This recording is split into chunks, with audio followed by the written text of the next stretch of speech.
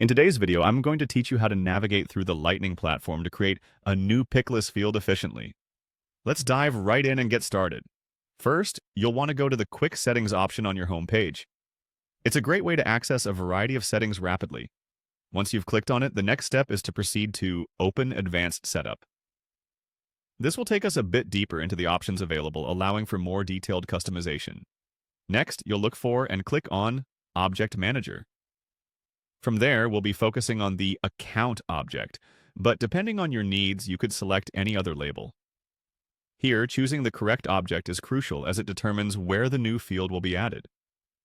Now that you've selected Account, the next step is to click on Fields and Relationships. Fields and relationships are where you can manage the data structure and how different types of data relate to each other within Salesforce. Next up is the New button. This is where you'll begin creating a new field. For this tutorial, we're going to create a pick list. A pick list in Salesforce is essentially a drop-down menu that lets users select a value from among multiple predefined options. After selecting Pick List, click Next to start defining it. Now comes the part where you'll type in the field name.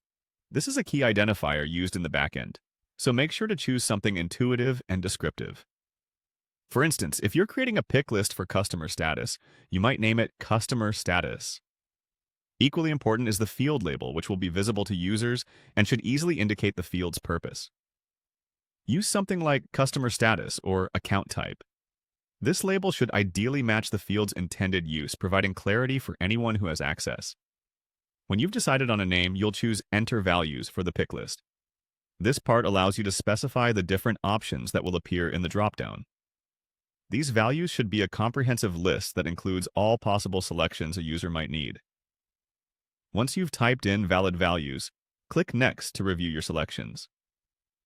It's always wise to double-check your settings to ensure everything is configured correctly.